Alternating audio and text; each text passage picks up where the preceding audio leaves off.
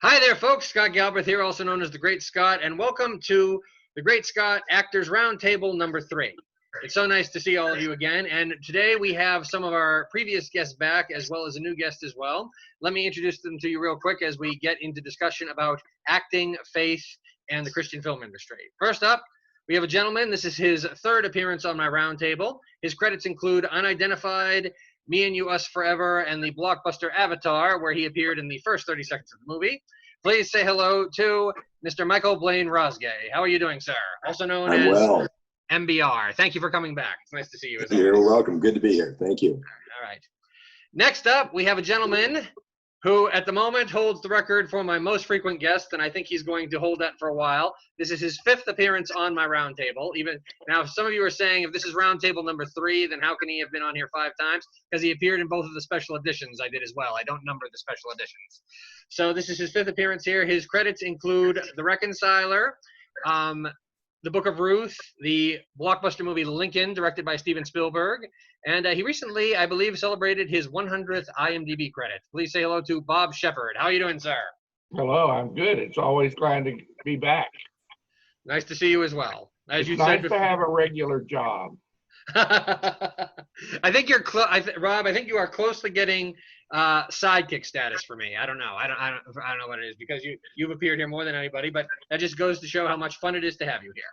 Well, thank you. Thank you. And our third guest is an actress coming to us from the Washington State area, and this gal has accomplished something that is not very hard to do. She's probably one of the few people on the planet who has worked with Sean Justice more than me.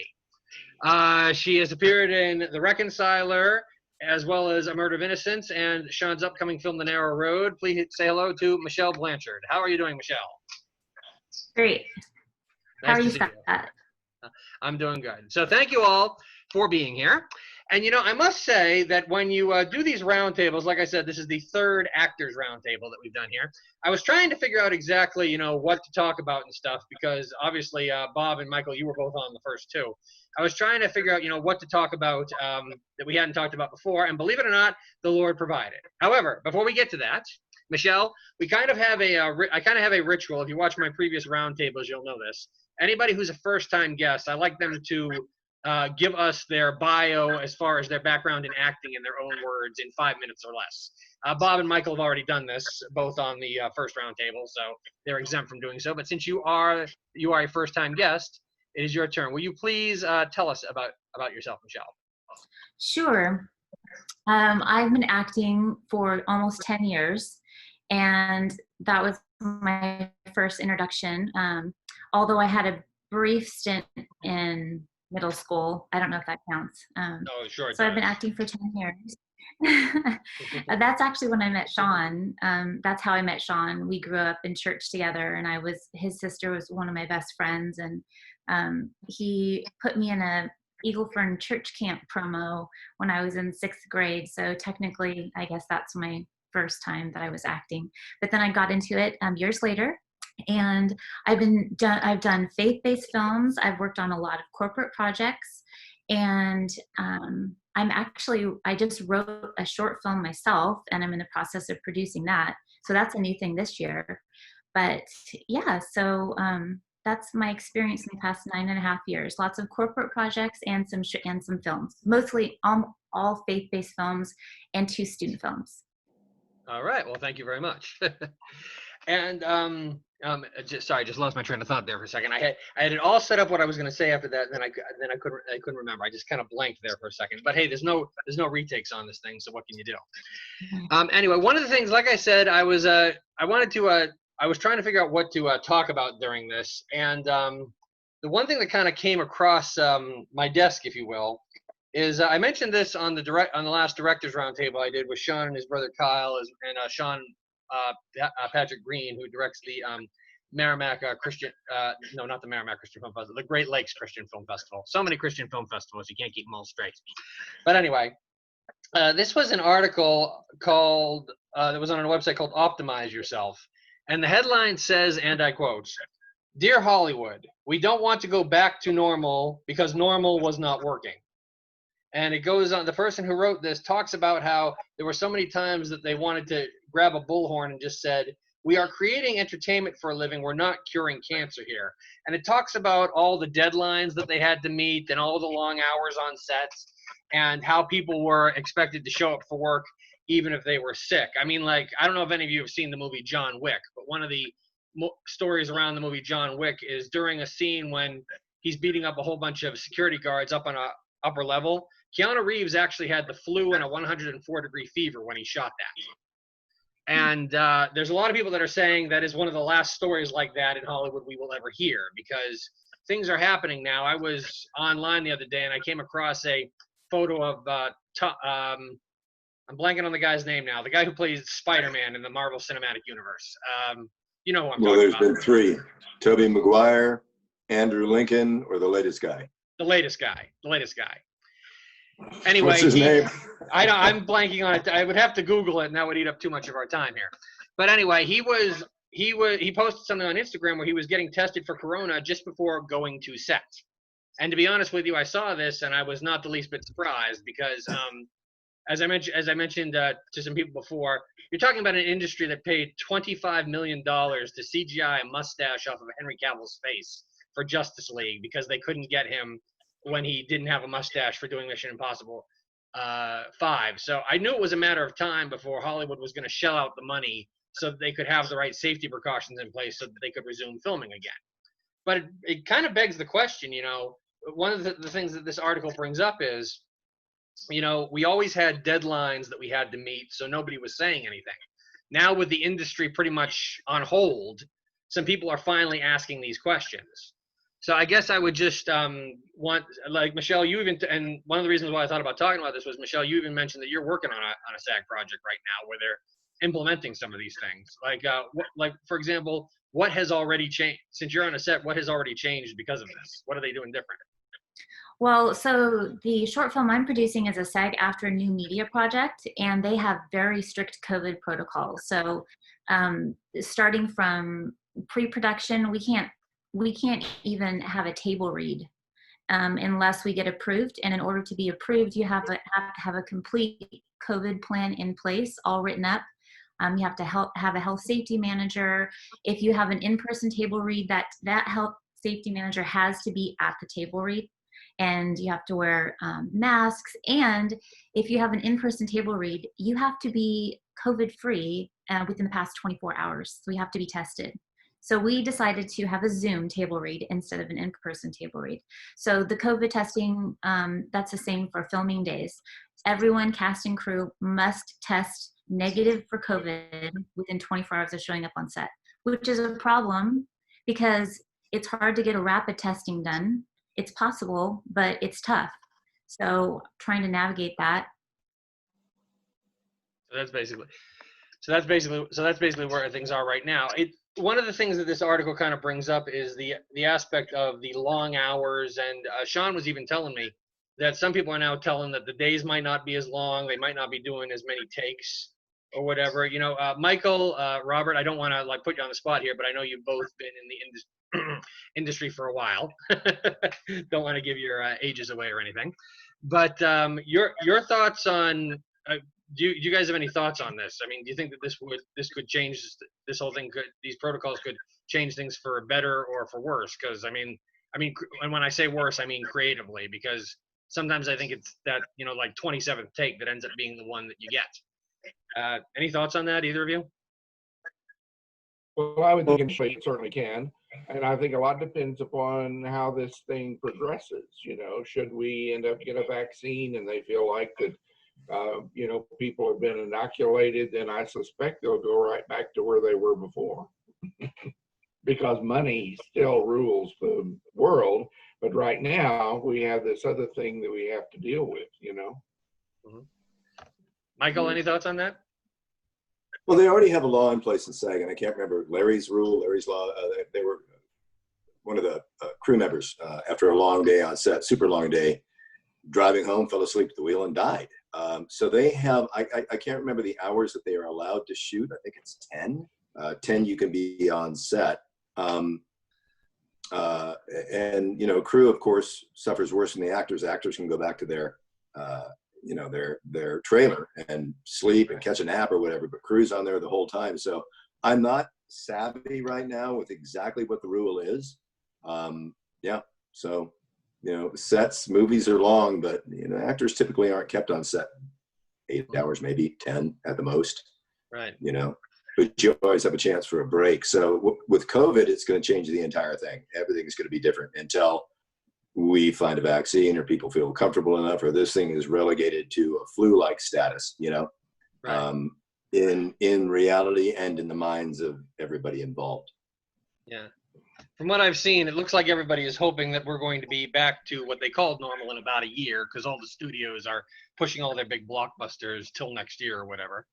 There's a few that might still be coming out this year, and some of them might go straight to digital, so I'm not sure. But anyway, oh, by the way, my memory returned while one of you was talking about remember how I had that little momentary amnesia about what I was going to say when Michelle was done? Michelle, you being here, you have also continued the tradition on my roundtables of me bringing on people who worked on Reconciler who never met each other while they were on sets. Because you worked one day and Bob worked one day. So Bob, another Reconciler castmate who I don't believe you ever met while you were working on the movie, right? No, in fact, I don't even think that it was for sure that who was going to be on the other end of the phone when I filmed mine. So I was so delighted. Oh, no, to see Michelle. No, I'm sorry, no. So I didn't say phone, I said film. I guess we don't have a best connection. Okay, Yeah. but No, Michelle played. So Michelle, tell me again, because it's been a little while.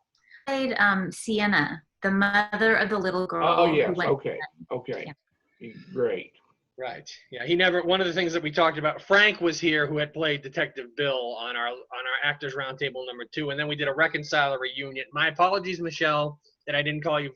I didn't dawn on me to have you on this until after we had done the Reconciler reunion. But I would have if I had thought of it. So my apologies for that. Now, one of the things that we always have here, anytime that we do these, Michael, Bob, you're both very familiar with this, my hat.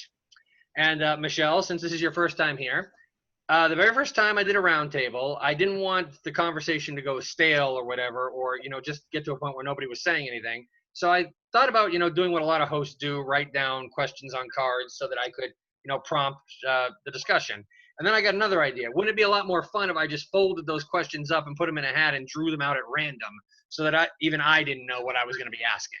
This is kind of the Actors Roundtable version of Scenes from a Hat from Whose Line Is It Anyway? So we always get to a point here. I only have 5 in here today because in the past roundtables, we've actually not gotten all of them. So Rich Cristiano has been giving me a lot of advice on these. And one of the last things he said was, Scott, get to the questions quicker. So this is me taking Rich's advice of getting to the questions quicker. Something else we'll mention about Rich before this is over. Are you going to make Michelle go first?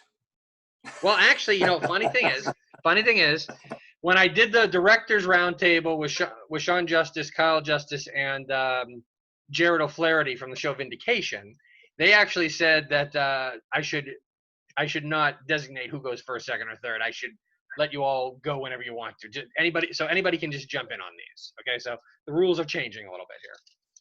All right, first question. Is there a famous actor you would like to work with?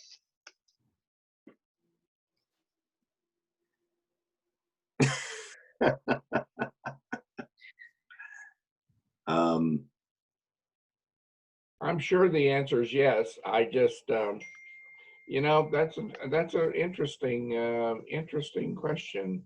In mine, actually, a lot of those I'd like to work with, unfortunately, are no longer with us. Mm-hmm.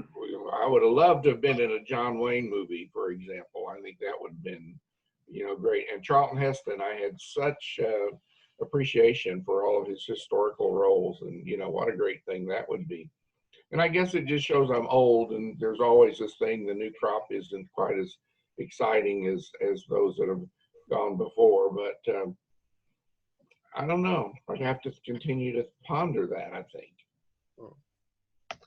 Well, anybody else had a chance to ponder that while Bob was answering? I have some favorite actors. Okay. My 3 favorite actors, they're women, Laura Linney, Meryl Streep, and Rachel McAdams. Okay, I'm not sure I know who the first one is. Who was the first one again? Laura Linney. Okay. I just love all of them. I love watching them on screen and the way they emote and the way they move, and that would just be a dream for me. Oh, okay. Mhm. How about MBR? You got any names you want to drop that are on your wish list? Boy, there's Hugh Jackman came to mind. I think that guy's super talented, super talented. I would love to work with him sometime. Past actors, Gregory Peck. I would have loved to work with Gregory Peck. I think just the quiet dignity that he had in his films. Yeah. So there's a diverse lot for you. Hugh Jackman, Gregory Peck. There you Yeah. go. You know, I'm actually, currently watching a film called The Bravados with Gregory Peck. Mm-hmm. As we Yeah. speak. Yeah. Gosh, I still harken back to that moment in To Kill a Mockingbird when they told his daughter to stand up. Your daddy's passing by. Just so powerful the way they shot that. And it just, Yep.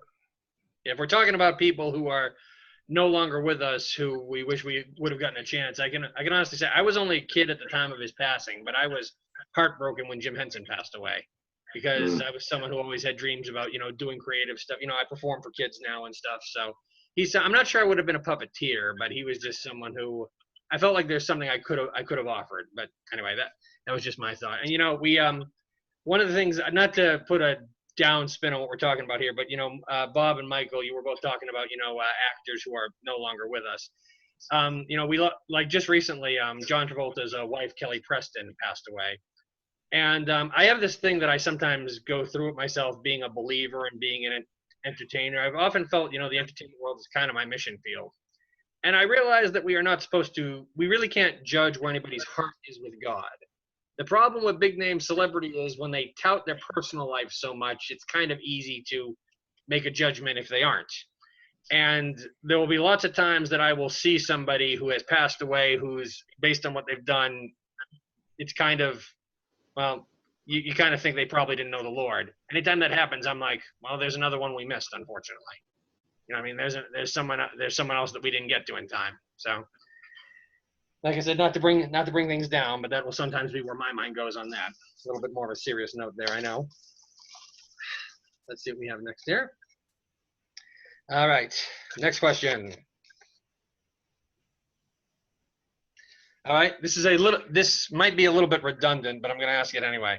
Remember, I have no control over what I pull out.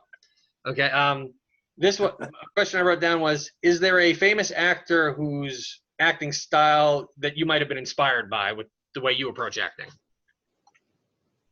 Gregory Peck. There we go. Which is right. There you go. Yeah. There you go.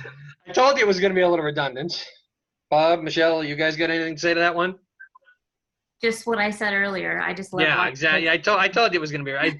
See, in the past, if you look at the past roundtables, when I've thrown one aside because I said that didn't sound good, I didn't fit. This is the problem with doing this randomly. Michael, when we did the second one, you suggested that maybe I plan a little bit more, but I insisted on doing this random thing, and this might be the first table I'm regretting it. I'm not sure. So, Michelle, I actually have a Laura Linney story. Please share. Please share. Well, a friend of mine who is still an actor in Hollywood, but he was working as a limo driver in between gigs, and his job was to pick up Laura Linney to go to an awards show. And unfortunately, as they're going down the road, this car pulled directly in front of him, and he had to slam on the brakes, and Laura went flying forward. The good news is she really wasn't hurt. The bad news is my friend got fired and is no longer a limo driver. Really? I wonder why. Yes. I'm sorry, I couldn't resist. All righty. I've got another one. I've got another one. I just flashed in mind. Please, any of you jump in right ahead. I stop these things with stories all the time. If any of you have stories you want to share, please jump right in. Just as far as the acting style goes, I'm fascinated with Tom Hanks. How he came out of comedy and larger than life to he really plays the everyman role, and he's just good at it. Not doing a lot, just there. Saving Private Ryan just comes to mind, just his performance in that, and yeah. So yeah, someday. Someday.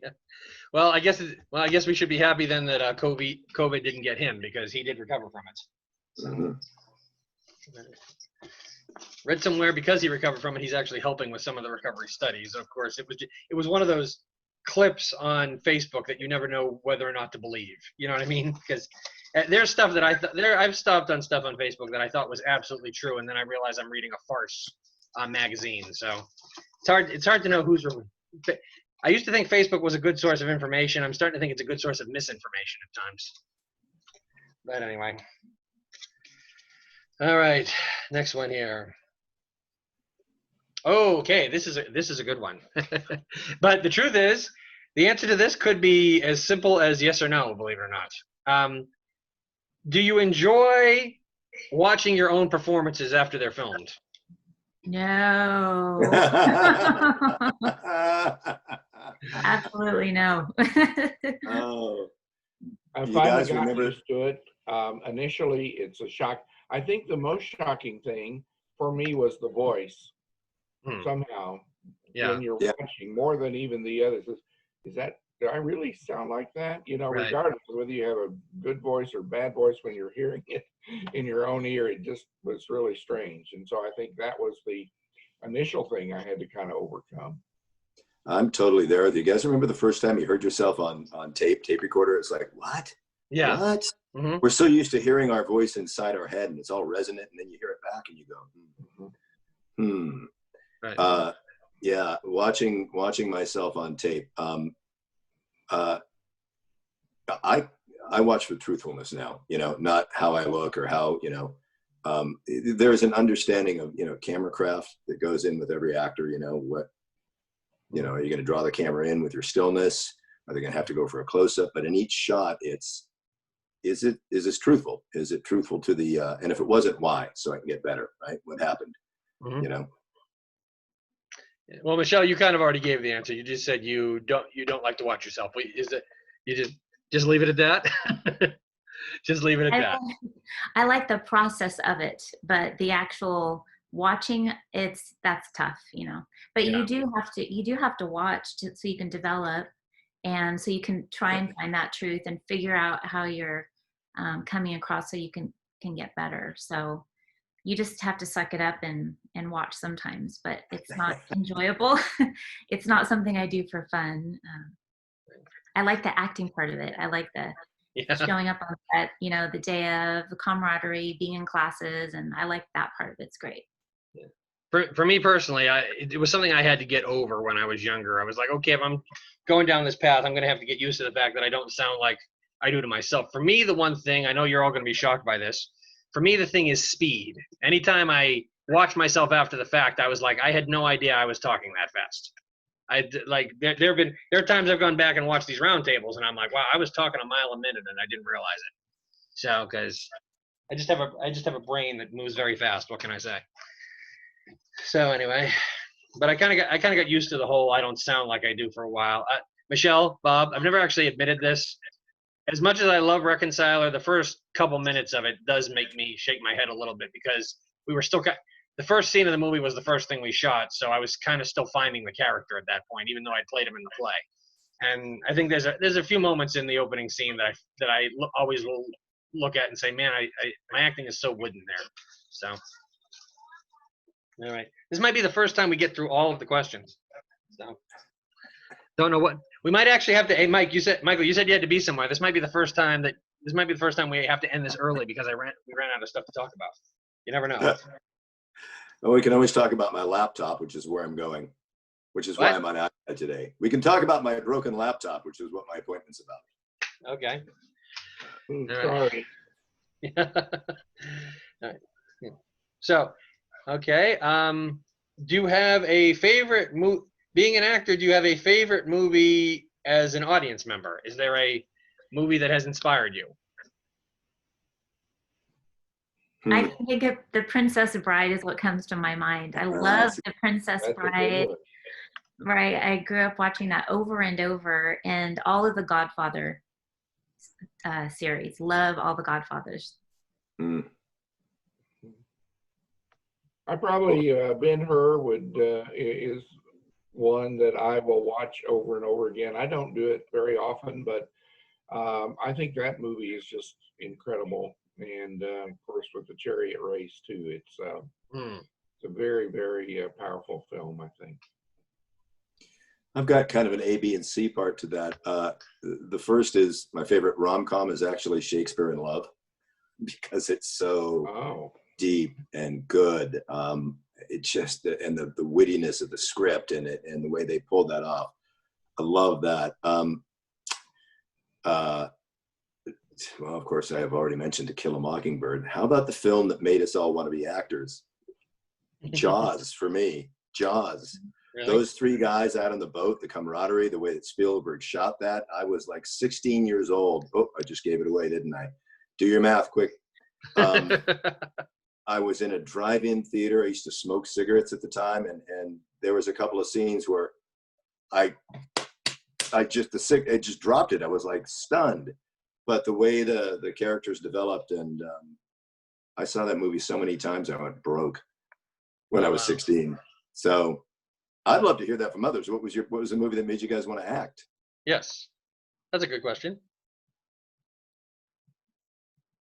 I think probably mine was more television than movies. I didn't really go to movies very much as a younger kid, but you know, I was always so caught up in my day in Lone Ranger and Roy Rogers and all of that, and I just thought it was great fun. And I think I actually played Cowboys and Indians making a movie rather than just plain old Cowboys and Indians. So I think that was part of the thing that really intrigued me. Michelle? Well, there wasn't a movie that made me want to act. I was brought on acting, kicking and screaming. It was the last thing that I wanted to do. So I kind of stumbled on it accidentally. But then when I showed up on set, it was the funnest thing I'd ever done in my life. So, you know, a month of throwing up, nauseous, not wanting to do it, trying to get out of it, and then showing up, having so much fun. And then that's how it started for me. I never thought, I want to do that. Always had the opposite thought. Not to put you on the spot here, MBR, but if I recall the bios from the original roundtable, isn't your background a little similar? Didn't your mom say to you were doing commercials and then? I was just thinking about that. Yeah, in the bathroom. I go into the bathroom and do commercials into the mirror. And I came out one time and she was outside the door and she goes, "You should really be an actor." I said, no. She goes, I took drama. I loved drama when I was in high school. And I was like, no. And then I saw Jaws and said, okay. Okay. And it was, bitten right away. It was just the funnest thing, you know? For me, it was my parents who were the ones kicking and screaming when I told them I wanted to be an actor. They tried years to talk me out of it. The changing point was actually becoming a marginally good magician when I was 17. They were like, oh, and when I started getting like daycare center bookings and stuff like that, they're like, okay, this you could actually do. So that's kind of when I switched focus from acting or stand-up comedy to magic instead. That's when they became a lot more supportive. Believe it or not, I think for once in my entire roundtable life, I have timed this perfectly. We are down to 6 minutes and there's one question left. So, and then I'm going to do something I've never done before. I'm going to do a little commercial for the next roundtable. So here's the last question that I have here. Okay, this one you guys might not be able to answer because this might be like picking your favorite kid if you have more than one child. Do you have a favorite role you've played?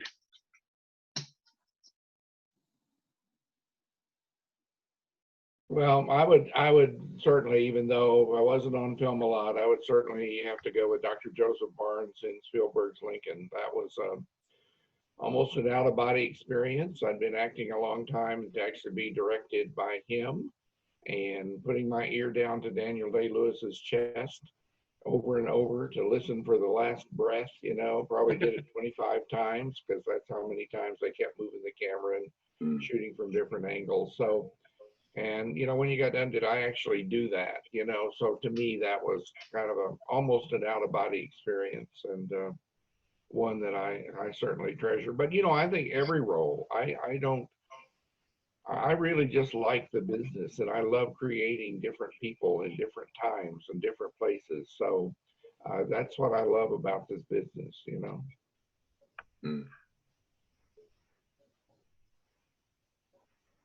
Michelle, Michael, either of you got an answer for that one or not? Yeah. So my favorite job was with Sean Justice on his film A Murder of Innocence, and I had one word, and I was so excited for that one word that I had. I made like this entire backstory on my character, and I showed up on set, and I asked him, "Hey, can I change it to this word? And then can I be chewing gum while I'm doing it?" Right? And he said, "Sure, go for it." And I did that. And so you were talking about looking for truth, right? And so that is the one film that I was on that I don't necessarily think I looked pretty, or I had this awesome role, but when I watched the delivery of that, it just felt truthful. And so I thought, wow, that was great. And it was only one word. So I think that's been my favorite experience, just because of the truthfulness on that. So, Well, The funny thing is, go ahead. I was just going to say, I have found that one word or one line is much more of a challenge to me than doing Yeah. an entire scene where you're the main lead. Right. You can kind of control that. But if all you've got to do is that one thing, it's really a challenge. It's, to hit the right note and fit in with the other people. And you have no time to really develop. You just kind of have to be there. So I think those one word and one line things are probably the most challenging roles I've ever had. By the way, Michelle, Sean was very generous on A Murder of Innocence, letting people do what they wanted. After I saw the first dailies of myself, when we shot A Murder of Innocence, I played a deputy, and I was 20 pounds heavier than I am now. And I just saw myself on the dailies, and I'm like, there is no way I am not going to be seen as this stereotypical cop who eats too much, who eats too many donuts. So I said to Sean in one desk scene, "Do you mind if I have a sandwich? Let's just have me eating in one scene. Just embrace the fact that I'm playing this overweight cop. Let me just have this sandwich." And then I had to make sure I didn't eat the whole thing during every take. So I kind of shot myself in the foot on that one. So, but anyway, Michael, what about you? Do you have a role that you would pick as your favorite? We're actually down to 2.5 minutes here at this point. So. Okay, so I won't wax eloquent. Favorite experience, favorite role. I'm just going to do favorite role because of the depth that I was able to play would be Me, You, Us Forever. I mean, I love Darren in Unidentified. There was, Mm-hmm. I got to be that guy delivering Yes. truth. But the depth of pain that the character played in Me, You, Us Forever, it was fun to be able to sink into that and just drop into that and pick it up. And working with Dave was super fun on that. There was time to play and time to move into, and you go, okay, there we are, here we go. I love that. I love that when I connect with that portion of myself that is the character, and they can capture that on film. That was a good role. Absolutely. Yep. Well, we're down to about the last 90 seconds here. And like I said, I'm going to do the very first commercial for my next roundtable, which I've never done before. The next Great Scott Actors Roundtable will actually make history in two ways. First off, it will be the first Actors Roundtable of any kind that Bob will not be in. Sorry, Bob. Oh, no. Well, there's a reason. There's a reason for that. Because unfortunately, you don't fit into the category we covered. I believe we mentioned this a few moments ago. This right here is Unidentified, which Michael Blaine-Rosgay played Darren in. And we will be reuniting him with two of his castmates. We will be doing an Unidentified reunion for the next Great Scots Roundtable. We're going to be shooting that sometime next week, and you guys can look for it on my channel at that time. We're going to have a lot of fun. On behalf of Bob Shephard, Michelle Blanchard, Michael Blaine-Rosgay, thank you all for joining us here today. And to everybody out there watching, thank you for tuning in. I'm Scott Galbraith, also known as The Great Scott. Thank you all for being here. It was So nice to have met you, Michelle. Nice to meet you too, Michelle. Nice to meet you Hopefully too. we'll do it again. Yes. Thank you, Scott. No problem. Thank you all. And God bless.